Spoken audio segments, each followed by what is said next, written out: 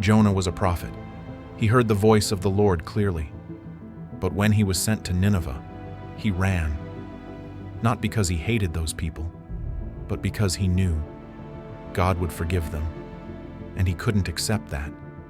He boarded a ship, then sank into the depths of the sea, not to rebel, but to avoid confronting mercy.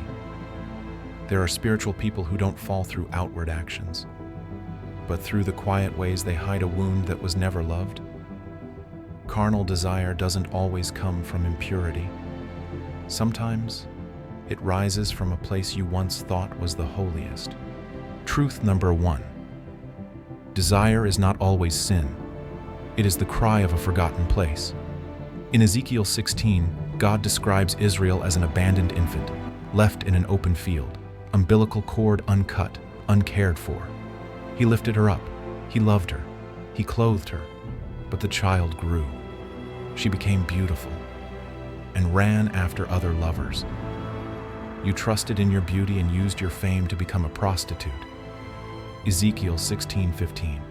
Desire didn't begin when Israel became corrupt. It began when she forgot how deeply she was loved, when she was still weak. Spiritual people are the same. When you try to guard yourself, abstain, keep distance. But forget that you are a child. You don't fall into sin because you are wicked. You fall because you forget you were loved, even before you were clean. Truth number 2. The enemy doesn't want you to sin. He wants you to feel disqualified.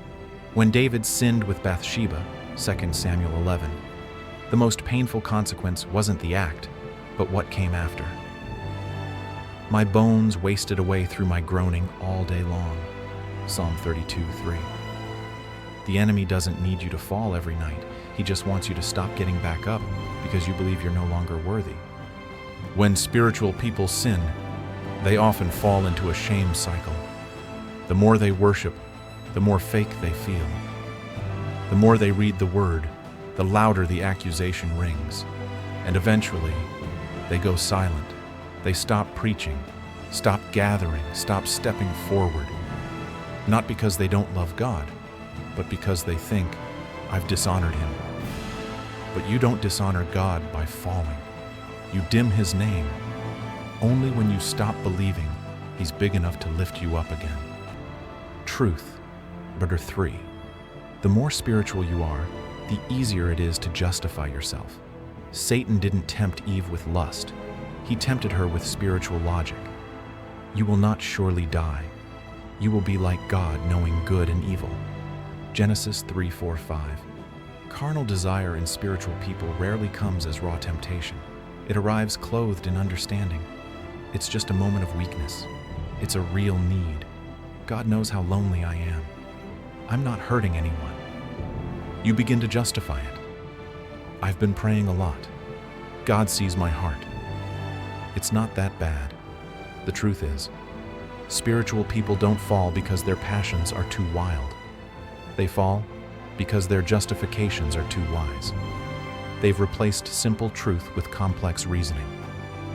If you belong to God, but you're still battling carnal desire, you are not lost. You're standing exactly at the place Scripture has always spoken of, the intersection of grace and truth. Desire does not make you dirty. Silence, pretending it's not there, is what suffocates you. So let today be the day you say, Lord, I'm not strong. And he will say, I loved you before you ever thought you were.